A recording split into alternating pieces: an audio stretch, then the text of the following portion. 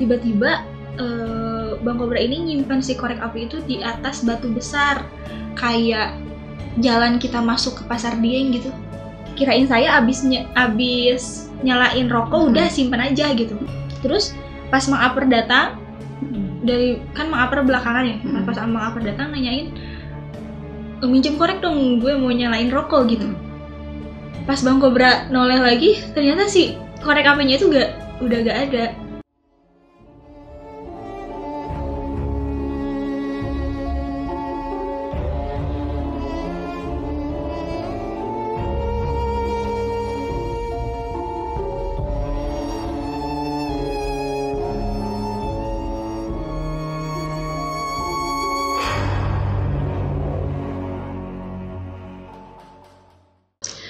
Assalamualaikum warahmatullahi wabarakatuh. Kembali lagi bersama Matapala Indonesia Channel. Kali ini bersama saya Paninda Puspasundari. Saya sebagai host untuk menggantikan Bang Gozil karena tidak dapat hadir malam ini dikarenakan ada sesuatu halangan yang tidak bisa ditinggalkan. Kali ini kita kedatangan narasumber dari anggota Matapala Indonesia juga. Ini ada Teh Prita Hapsari Milenial Alianti. Hai. Hai, apa kabar? Alhamdulillah, long time no see kita. Yep. Teh Prita ini salah satu anggota Matapala Indonesia, juga teman saya, rekan saya. Sudah melanglang buana ke beberapa gunung, ya lumayan juga, beberapa gunung di Jawa Tengah. Kali ini Teh Prita akan menceritakan pengalamannya di Gunung Lawu ya? Iya. Ya, di Gunung Lawu. Oke. Tanpa basa-basi, kita akan mendengarkan pengalaman-pengalaman dari Teh Prita. Selamat menyaksikan. Ya, Bismillahirrahmanirrahim. Pertama kali masuk ke channel Matapala Indonesia agak deg-degan juga, tapi kayak such an honorable bisa berbagi pengalaman pendakian ke Gunung Lawu. Jadi pendakian ke Gunung Lawu itu sekitar tahun 2019, H+2 Lebaran. Kalau nggak salah tanggal 7 Juni. Iya. Kita berangkat dari Tasik 9 orang, ada saya sendiri, kemudian leader saya Mas Kobra, kemudian ada Mas Kamal, Mas Aper, Mas Gun-Gun, kemudian ada Dablu, rekan saya, kemudian ada Dede, dan istri dari Bang Kamal, Teh Tina.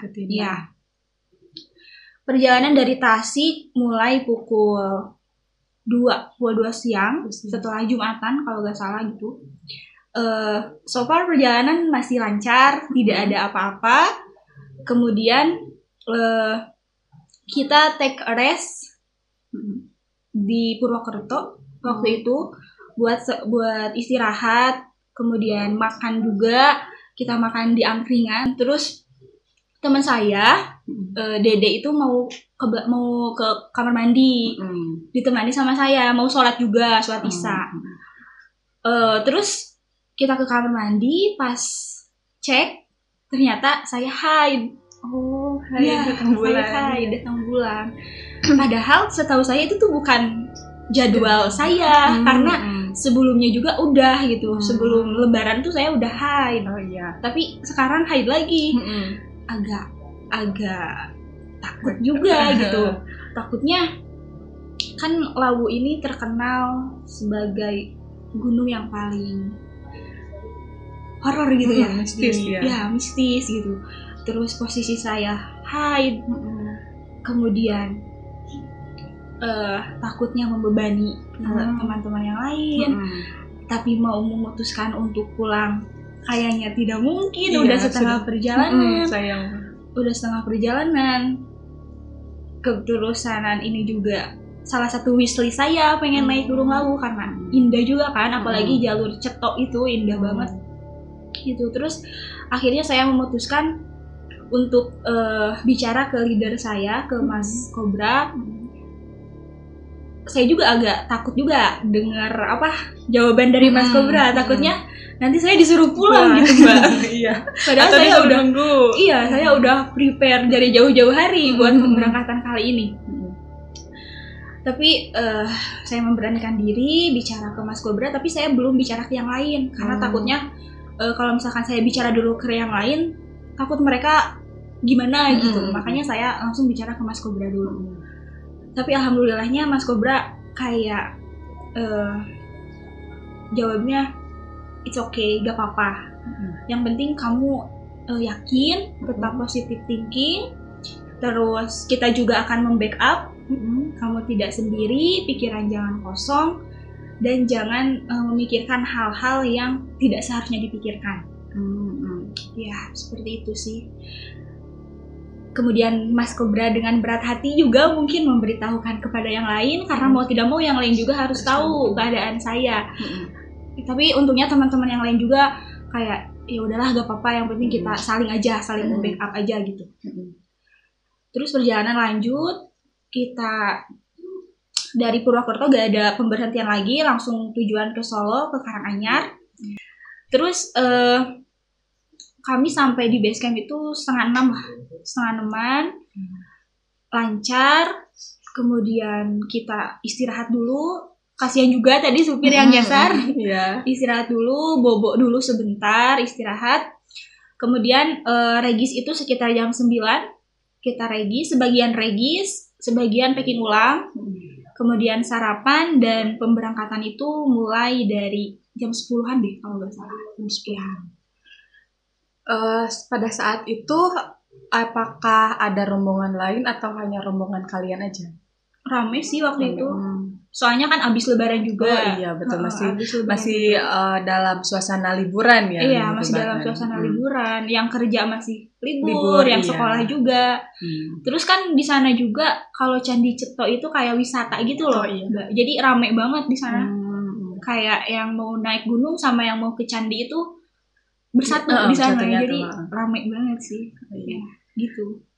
Oke, kemudian selama perjalanan ke gunung, ke puncak itu bagaimana? Ya, jadi kita mulai pendakian dari jam 10 pagi seperti tadi yang udah saya bilang. Kemudian ngelewatin candi gitu kan, emang muter dulu ke candi, kayak ngelewatin jembatan gitu. Terus ngelewatin pemandian juga.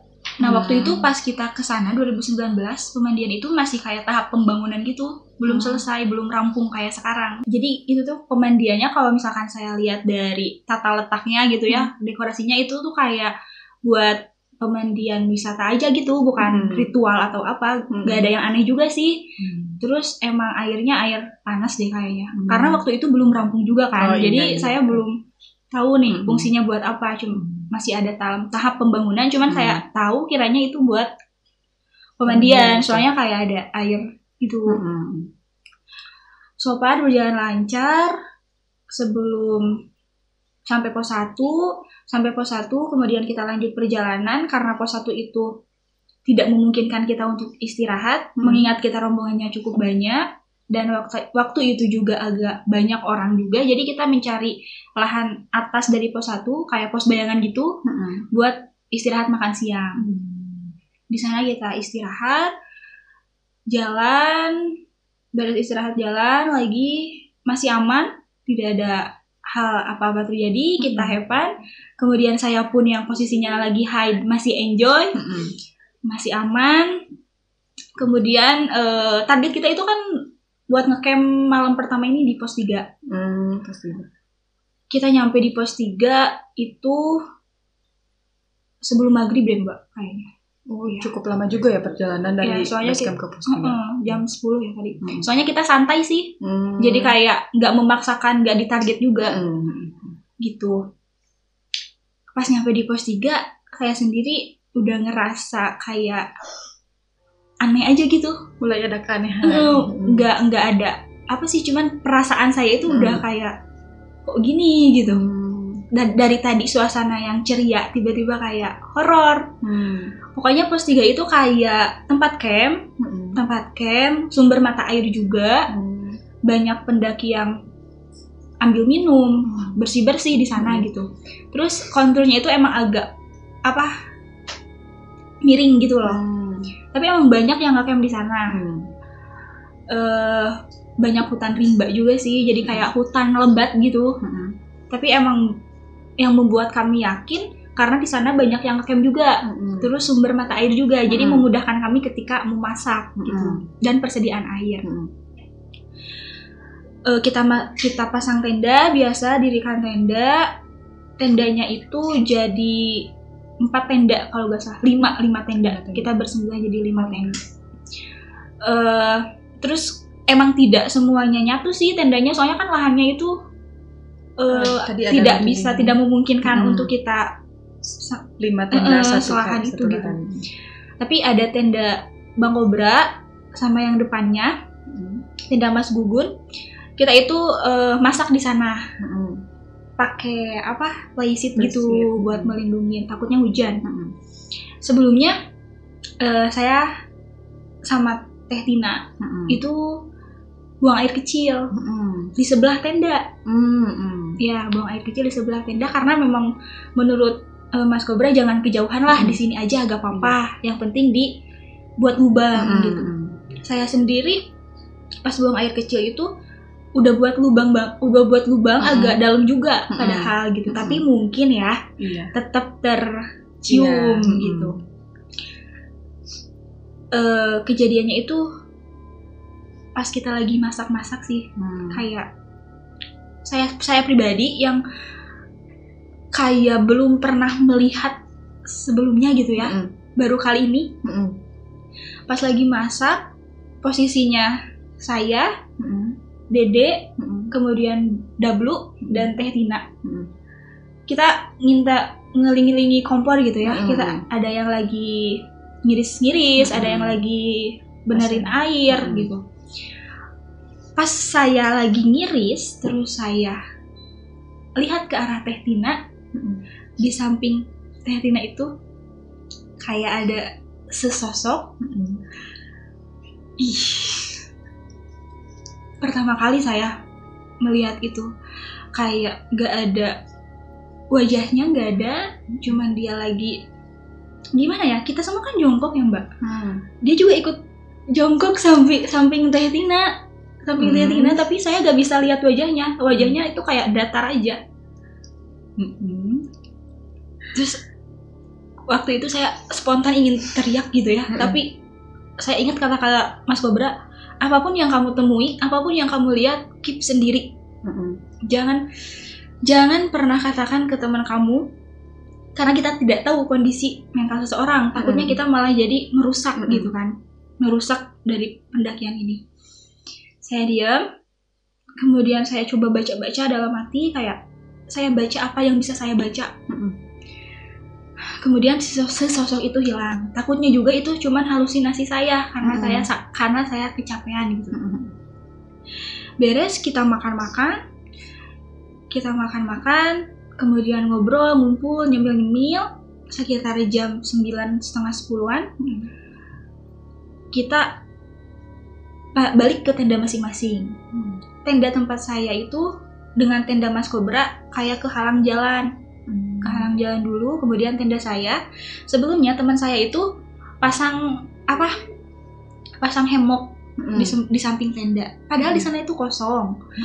Saya dan Dede itu masuk ke tenda, tiba-tiba ada pendaki lain yang lewat.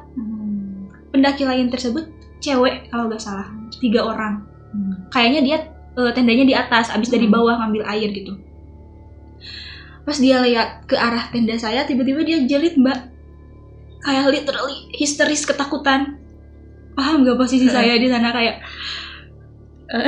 udah mah habis lihat sosok, terus juga ada kejadian itu. Arahnya itu di samping tenda saya. Saya takutnya sosok yang tadi itu ikutnya ke saya dan deket banget sama tenda saya gitu. Ya, saya takut itu halusinasi. Tapi saya posisinya merinding banget, kayak literally takut banget gitu. Sampai-sampai saya tidur pakai headset full musik supaya gak dengar apa-apa. Dan itu dari saya merebah ke waktu tidur itu lama banget, kayak inget terus, kayak kebayang terus gitu wajahnya. Ternyata rekan saya juga, Mas Aper, melihat. Berarti itu kan sebuah kebenaran gitu ya, bukan halusinasi saya, karena orang lain juga melihat. Ada yang menyaksikan. Kalau Mang Aper sendiri, ketika dia lagi pasang beres-beres tenda, mau masuk ke tenda juga sama. Dia melihat sesosok itu sih, kayaknya di depan dia gitu. Kalau Mang Aper itu lihat seluruhnya. Kalau saya masih cuman nggak lihat wajahnya aja gitu, cuman jongkok aja. Kalau Mang Aper melihat seluruh tubuhnya. Parah banget sih. Itu sih Mbak paling pertama kali saya mengalami gitu. Tidak pernah sebelumnya saya melihat seperti itu, dan diaminkan juga dengan kesaksian orang lain. Berarti kan itu benar ya. Oke. Jadi itu pada malam pertama berarti ya? Iya, malam pertama. Terus setelah itu melanjutkan ke pos 4 berarti ya? Iya. Itu lanjutnya pagi apa? Oh iya, esoknya. Esoknya itu kita mulai, pokoknya pas esoknya mulai pendakian itu jam 10-an lagi deh kalau nggak salah. Apa jam 9 ya? Soalnya kita emang tidak terpacu waktu gitu loh Mbak, kayak kita santai menikmati dan memahami juga ke tim-tim yang lain. Kalau misalkan ada yang capek ya kita berhenti semua. Kalau misalkan ada yang nggak kuat, kita tungguin dulu sampai dia kuat, jangan sampai kita meninggalkan gitu kan. Kita lanjutkan perjalanan dari pos 3 ke pos 4. Nah, di sini nih ada cerita. Tapi bukan saya yang mengalami ya. Kayak Mas Kobra gitu. Kan dari pos 3 sebelum naik ke pos 4 itu kan kayak ada persimpangan gitu loh. Kayak ada persimpangan gitu yang lazim dilewati sama pendaki itu yang lurus. Dia lewat jalannya yang belok. Kayak gitu. Kan di sana itu kayak rimbun gitu. Kalau misalkan yang lurus langsung kelihatan ada pos 4, ada shelter gitu. Oh iya. Kalau Mas Kobra belok ke sana. Terus pas kita nyampe di pos 4, Mas Kobra juga nyampe. Tiba-tiba Mas Kobra itu kayak yang dia tidak menunjukkan sih, dia udah itu kayak, tapi cuman kita itu bisa menyimpulkan kalau ada something terjadi gitu. Iya. Melihat dari keadaan Bang Kobra pas ketemu itu. Iya, wajahnya itu. Bang Kobra itu lihat anak kecil sendirian, anak kecil itu sendirian dan jalan ke arah jurang. Posisinya di sana pendaki itu tidak ada anak kecil. Tiba-tiba Bang Kobra berpapasan dengan anak kecil dan lari ke arah jurang. Paham sih saya posisinya kayak. Padahal itu di siang hari. Di siang hari, jam 10, jam 11-an lah. Dari pos 3 ke pos 4 belum agak belum jauh gitu. Itu sih. Terus dari pos 4 ke pos 5 aman, tidak ada hal yang terjadi. Kita enjoy, kita take a peek di foto-foto gitu. Nyampe di pos 5 emang agak jauh sih Mbak, dari pos 4 ke pos 5 agak jauh, lumayan gitu. Terus treknya juga beraneka ragam, dari mulai yang landai sampai yang tinggi. Terus kita sampai ke Sabana, kita ngecamp di pos 5 itu di Bulak Peperangan. Bulak Peperangan. Iya, nyampe di Bulak Peperangan itu jam 3 sore. Saya juga pernah sekilas baca gitu ya tentang Lawu ini. Dan di Bulak Peperangan ya itu Bulak Peperangan itu salah satu tempat menurut sejarahnya itu bekas peperangan antara Prabu Brawijaya di Kerajaan Majapahit waktu itu ya. Itu berarti kalian menginap di pos 5 itu? Iya, di pos 5. Itu ada hal aneh nggak itu waktu menginap di pos 5 itu? Jadi gini, karena kita pas nyampe pos 5, kita prepare, terus kita buat tenda gitu, masak, makan. Tiba-tiba ada keimpulsifan kita mungkin ya, kekonyolan kita, tiba-tiba sok ngide aja gitu. Kenapa nggak kita muncaknya sekarang aja? Kan udah deket nih. Dan aneh, dan rekan yang lain juga mengiyakan aja gitu, gak pikir panjang, kayak oh iya deket gitu, biar besok bisa lebih leluasa gitu kan. Akhirnya kita semua sepakat buat ke puncak jam 4 sore loh Mbak. Pada hari itu? Pada hari itu juga. Wow. Padahal itu tuh habis nge-trek dari pos 3. Kita lagi semangat-semangatnya mungkin ya.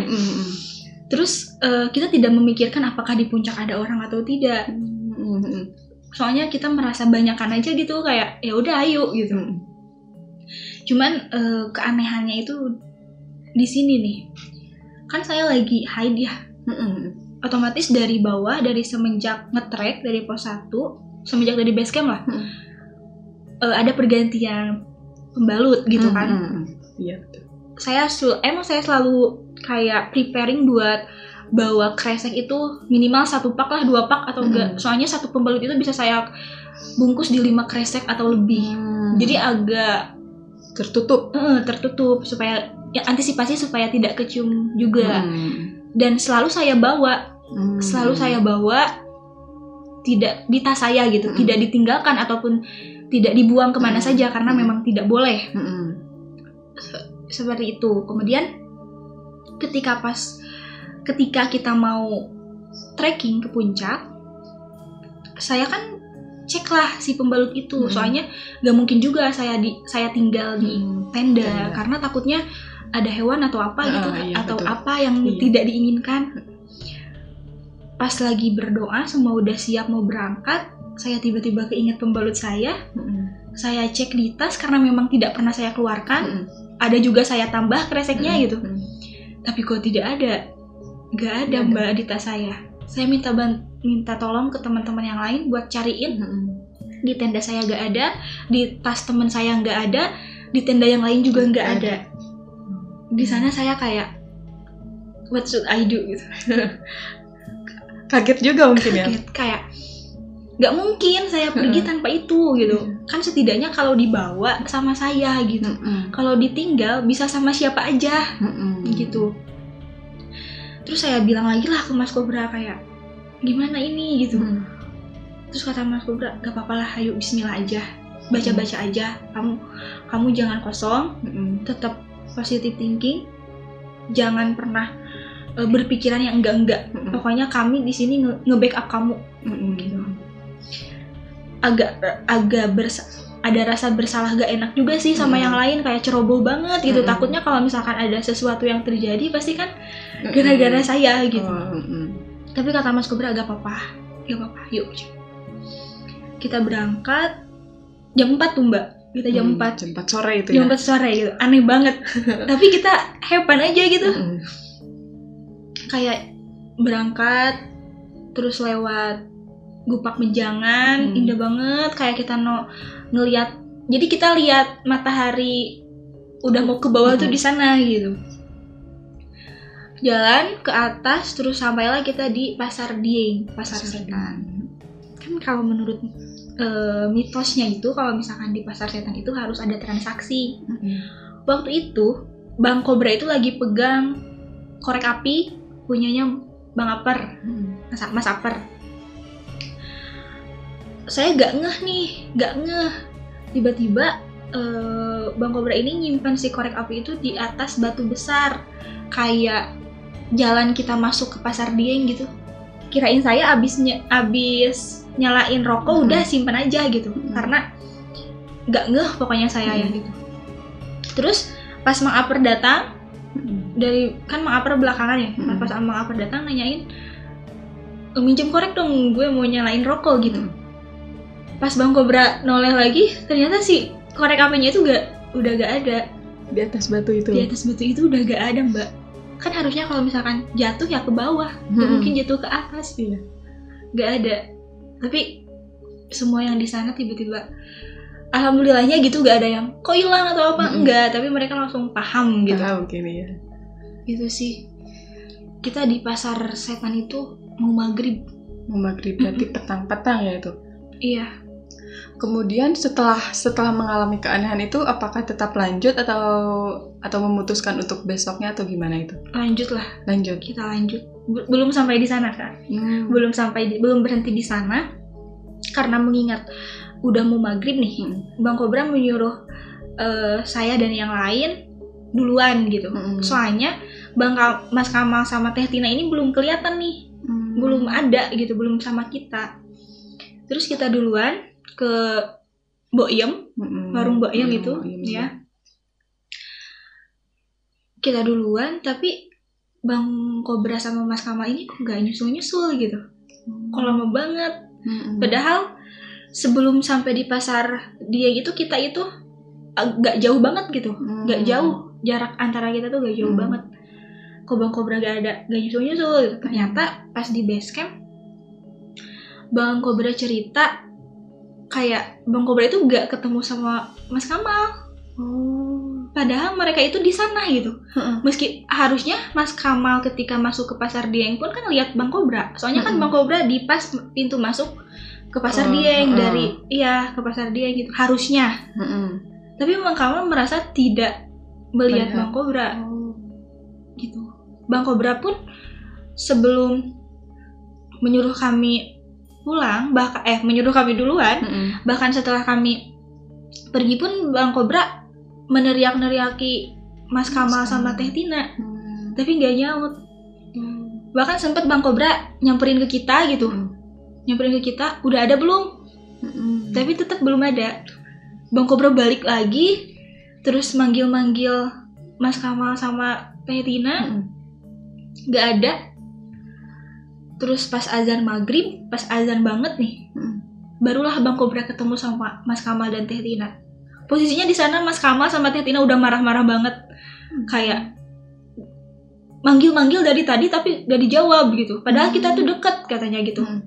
Soalnya jarak dari ketemu antara Bang Kamal dengan Bang Cobra itu deket padahal Mbak, tapi mereka itu gak sama-sama lihat. Oh, jadi gak ketemu gitu ya? Gak ketemu. Itu mereka ketemunya di Pasar Dieng itu atau pas di Pasar Dieng? Oh, di Pasar Dieng. Tapi pas maghrib udah pas azan maghrib banget baru ketemu di titik itu. Dan Bang Kamal kekesalan gitu. Bang Kamal kekesalan. Mungkin itu yang dinamakan apa? Kalau di kita kasarung gitu ya. Kasarung. Sarungna soalnya. Oh iya benar, karena memang ada, kalau di kita itu ada kayak gak tahu mitos atau apa ya, tapi petang-petang itu sarupnya tuh petang-petang tuh memang sebisa mungkin jangan keluyuran gitu ya. Karena itu pamali katanya gitu. Mungkin ya nggak tahu itu nyambung atau enggak ya, tapi ternyata ya memang kejadiannya seperti itu. Nah, ketika semuanya udah kondusif, Bang Kamal udah ketemu, udah ngumpul sama kita istirahat dulu sekitar beberapa menit lah. Ada yang minum, ada yang ke air gitu. Lalu kita sepakat untuk lanjut ke puncak. Perjalanan ke puncak emang agak dekat sih, kalau misalkan udah dari Boyem ke puncak yang utama gitu.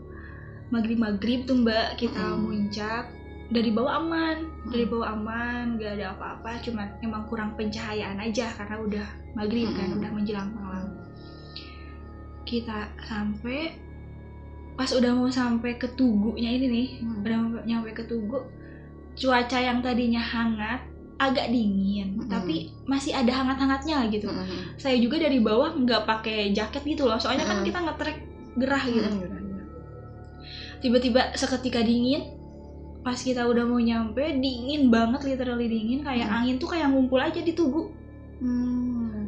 Kayak ngumpul di Tugu semua, kita semua langsung prepare ambil jaket yang pakai sarung tangan karena bener-bener dingin banget.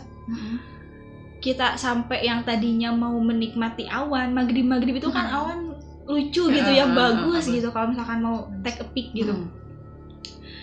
Kita bener-bener semua kayaknya emang tidak ada yang kepikiran untuk dipoto bergaya ataupun dipoto sendiri-sendiri, enggak. Kita cuman punya foto momen di puncak itu 1 atau 2, 3 lah.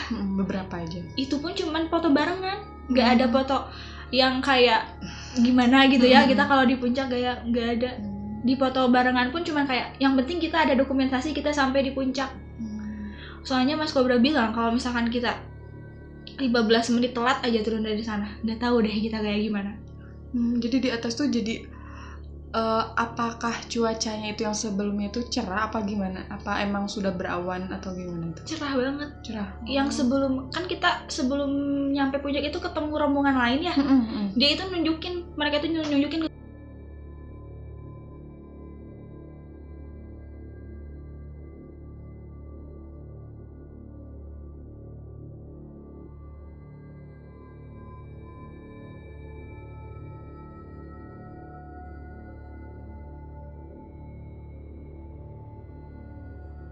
alhamdulillah kita sampai puncak, kita ambil momen, kita foto, lalu memutuskan untuk turun. Dan anehnya kan sebelum nyampe ke puncak itu ya, ke Tugu itu tuh kan emang agak nanjak sedikit. Pas kita turun terus ada dataran gitu. Abis dari puncak ada dataran, tiba-tiba tenang. Yang tadinya dingin banget jadi hangat. Jadi hangat. Padahal itu nggak jauh dari Tugu itu. Nggak jauh. Kayak kita lihat ke Tugu juga, ke Tugu puncak juga kayak udah tenang aja gitu. Kalau misalkan dari hati kecil saya ya, di gang seganya gitu ya, saya juga kan pengen punya foto bagus gitu, pengen rasanya balik lagi gitu. Kalau misalkan saya egois gitu ya, tapi saya ikutin arahan dari Mas Kober aja lah gitu, sama yang lain. Gak bisa juga saya memikirkan ego saya sendiri gitu kan. Tapi itu sih Mbak, anehnya kayak ketika kita di sana tiba-tiba angin banget, kayak yang ribut gitu loh. Pas kita turun seketika tenang gitu. Aneh sih di sana. Dan semuanya juga menyadari itu. Semuanya menyadari. Makanya semuanya gak ada yang berani apa-apa gitu. Cuma mereka ya udahlah, ayo udah turun aja. Langsung turun itu. Mungkin timing kita memilih untuk puncak itu kurang tepat juga, ya? Kurang tepat. Karena memang pada waktu itu tinggal sisa kita aja. Terakhir itu ketemu yang rombongan tadi yang nunjukin foto di puncak bagus nih Bang gitu. Dan itu yang mau turun. Kita sendiri. Udah sih paling gitu aja kalau misalkan di puncak. Lalu kita turun lagi, balik ke Bohyem, istirahat agak lama, makan juga kan di sana. Yang terkenal itu nasi pecel gitu ya. Terus sekitar jam 9 malam kita juga janjian sama yang tadi turun. Untungnya dia nungguin gitu. Jadi kita, karena kita semua memutuskan untuk turun ke camp area, karena gak mungkin juga kita nginep di Bohyem gitu kan. Jam 9 malam kita turun sama rombongan yang tadi, alhamdulillahnya gitu, jadi enggak rombongan kita aja gitu, agak nambah. Perjalanan turun kalau saya pribadi sejauh berjalan gitu aman, tidak menemukan apa-apa. Kebetulan saya juga posisinya di depan, di belakang leader saya, jadi untuk mengantisipasi lah kalau misalkan saya paling belakang kan takut gitu. Karena keadaan lagi high gitu. Iya, lagi high gitu. Turun, kita nyampe ke campground, take a rest, istirahat. Alhamdulillah tidak terjadi apa-apa, yang tidak ada hal yang begitu mencekam gitu ketika kita turun. Udah sih paling gitu, kita istirahat. Terus esok harinya barulah kita bisa menikmati Mbak. Baru bisa kita menikmati laut itu esok harinya. Balik lagi ke puncak nih, bagus, cerah gitu. Kalau misalkan mau sih mau gitu, tapi kalau mengingat lagi kejadian yang sebelumnya kayaknya enggak deh gitu. Tapi emang pada waktu itu saya cuma merasakan apa yang saya rasakan, kemudian yang lain juga mungkin merasakan, karena kan belum diceritakan di base camp gitu. Tapi semuanya sepakat untuk udahlah, next time lagi. Yang penting kita udah sampai ke sana dan ada dokumentasi gitu. Betul. Agak santai sih, kita foto-foto, masak-masak, beres-beres. Kemudian kita turun itu jam 1-an siang. Jam 1 siang. Ngerasa kayak kita udah tahu jalan, kita udah tahu jalur. Terus kita itu kayak pokoknya kita sampai base camp sebelum maghrib. Tapi ternyata karena memang kita itu pendaki santai, terlalu menikmati perjalanan, ada positif negatifnya juga sih gitu. Cuman kita di luar ekspektasi kita sampai maghrib di pos 3 lagi. Dipastikan nemu maghrib lagi. Di pos 3 nemu maghrib lagi. Kayak saya sendiri kayak aduh, di sini lagi gitu. Tapi melihat yang lain biasa gitu, jadi saya mencoba untuk positive vibes gitu. Tapi ternyata saya rasa semua orang juga menyadari ketika kita kan turunan ya, nyampe di pos 3, di sana itu banyak tenda. Kayak banyak banget tenda camping gitu. Tenda camping gitu, banyak. Tapi kayak kosong. kan harusnya kalau misalkan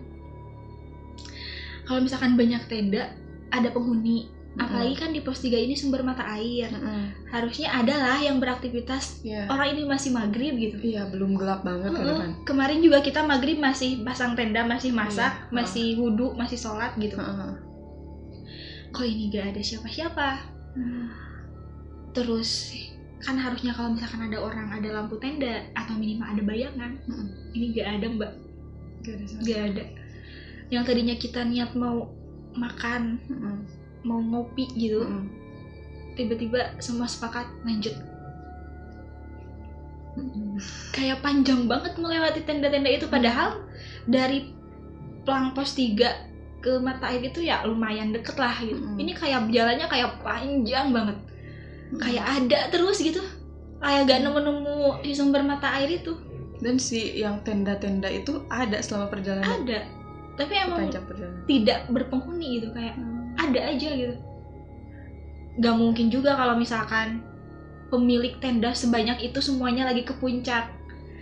Pun misalkan dari perjalanan turun puncak harusnya kita barengan lah. Iya, betul. Papasan atau minimal gitu. Ini gak ada.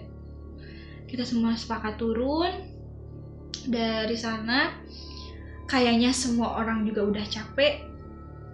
Pikirannya juga kayak saya pikir udah sama, melihat kejadian seaneh itu di pos 3. Tapi kita turun aja, gak banyak bicara, semua gak ada yang bicara, cuman paling kayak Mas Kobra aja, leader kita yang ngarahin misalkan kesini gitu. Udah, alhamdulillah lancar. Kita nyampe base camp jam 9:30-10 deh malam. Gitu sih. Oh ya, satu lagi saya lupa. Tadi yang saya nyari-nyari pembalut itu loh, Mbak. Ternyata pas esok harinya, pas abis dari puncak, si pembalut itu ada di tas saya. Tas yang saya bawa ke puncak. Kan emang pas ke puncak itu kita bawa satu day pack, isinya logistik, kompor yang kayak gitu. Pas tadi saya bilang pas berangkat gak ada di mana-mana. Pas abis turun dari puncak emang gak dicek lagi sama saya, soalnya posisinya udah capek banget. Kita semua memutuskan untuk istirahat. Pas besoknya, pas mau packing ulang, mau turun, ternyata ada loh, Mbak. Tidak setersembunyi itu. Dia ada di bawah di tempat saya nyimpen di awal. Tapi anehnya pas saya mau ke puncak gak ada. Nyampe si tas itu dibongkar pun gak ada, di tenda pun gak ada. Tapi saya kayak alhamdulillah lah gitu, ternyata masih sama saya gitu, nggak kemana-mana gitu. Jadi ya berarti aman gitu. Aman, soalnya dibawa lah sama saya gitu. Udah sih Mbak, paling gitu aja. Sedikit pengalaman dari saya ketika mendaki Gunung Lawu. Kurang lebihnya seperti itu. Semoga bisa diambil manfaatnya gitu ya, diambil pelajarannya gitu. Ya, tentunya banyak sekali pelajaran dan juga hal-hal yang bisa kita dapatkan dari penjelasan ataupun cerita pengalaman Teh Prita selama di Gunung Lawu ini. Dan berdasarkan yang bisa saya simpulkan dari cerita Teh Prita ini, bahwa dalam pendakian itu yang pertama yang harus kita ingat adalah satu, ketenangan. Ya, dari kejadian-kejadian yang Teh Prita alami ini, yang pertama ketika Teh Prita head itu kita harus tetap tenang. Bagaimana kita tidak panik, tidak memikirkan nanti bagaimana ya, karena selama kita tahu ada peraturan tertulis ataupun tidak tertulis bahwa ketika head itu dilarang untuk naik gunung. Dan kita bisa mendengar dari pengalaman Teh Prita yang mendaki Gunung Lawu terkenal dengan kemistisannya dalam keadaan head. Tetapi kita bisa mengambil pelajarannya bahwa kita harus tetap tenang, jangan panik, kemudian juga harus kerjasama, kompak. Tadi ketika ada kejadian yang di Pasar Dieng, di mana Bang Kobra dan Bang Kamal itu mengalami kejadian yang tidak yang aneh gitu. Nah, dimana kita sebagai leader itu harus sebisa mungkin tetap berada di posisi kita. Seperti tadi Bang Egi, dia berada di tempat dia ketika terakhir dia menyadari Bang Kamal gak ada, dia tidak kemana-mana. Dan itu harus kita contoh karena jangan sampai kita meninggalkan tempat kita menyadari teman kita gak ada gitu.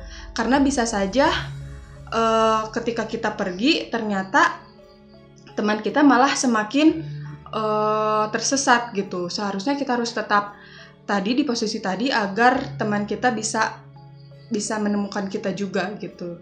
Dan juga tips-tips yang mungkin bisa kami bagi berdasarkan yang Teh Prita alami tadi, buat kalian yang para wanita nih yang sekiranya ketika berada di pendakian, di perjalanan tiba-tiba head tadi, kita bisa ambil tips bahwa untuk tetap menjaga kebersihan. Satu, pembalut ya, mohon maaf, itu pembalut jangan sampai kita tinggalkan di gunung. Maupun itu dibuang, walaupun sudah sedemikian di plastik sedemikian banyak terus kita buang, jangan sampai seperti itu. Sebisa mungkin kita ambil ke bawah ya, kita simpan rapat-rapat, kalau bisa plastikin double ya, jangan sampai terlihat lah gitu ya, tercium agar menghindari hal-hal yang tidak diinginkan tadi. Yang kedua, ketika buang air kecil, alangkah lebih baiknya kalian untuk membuat lubang agar tidak membuat genangan air. Karena kan ketika haid itu sedikit lebihnya pasti akan ada wangi dari itu ya, mohon maaf. Nah, apabila kita menggali itu kan agar mencegah si kotoran itu bisa menyebar kemana-mana. Ya, mungkin ada tambahan dari Teh Prita tipsnya? Iya gitu aja sih, kalau misalkan teman-teman udah planning nih, kemudian unpredictable banget kan kalau misalkan tiba-tiba di jalan hide gitu. Kayak saya tadi udah setengah perjalanan ya Teh, ya Mbak gitu. Tipsnya itu komunikasikan ke tim, ke leader, karena mau bagaimanapun mereka yang membersamai kita. Betul. Kemudian yaitu tadi prepare yourself dengan mempersiapkan apapun yang perlu dipersiapkan. Betul. Positive vibes. Iya. Harus positive vibes. Tetap berdoa meskipun doanya tidak gitu ya, bukan bacaan yang khusus itu, yang kita bisa aja, sebisanya aja gitu. Yang penting ketika kita berdoa yakin dan tidak memikirkan hal-hal yang di luar nalar lah. Iya. Kita enjoy the moment aja. Pokoknya tujuan kita mendaki ini untuk menikmati alam, tidak ada niat jahat ataupun niat buruk apapun, seperti itu sih. Oke. Terima kasih Teh Prita atas kedatangannya di Mata Pala Channel. Semoga dari kisah Teh Prita ini kalian bisa banyak mengambil sisi positifnya. Jangan lupa di like, di komen, dan di subscribe. Salam rimba, salam lestari, Mata Pala Indonesia, play safety or die slowly. Wassalamualaikum warahmatullahi wabarakatuh.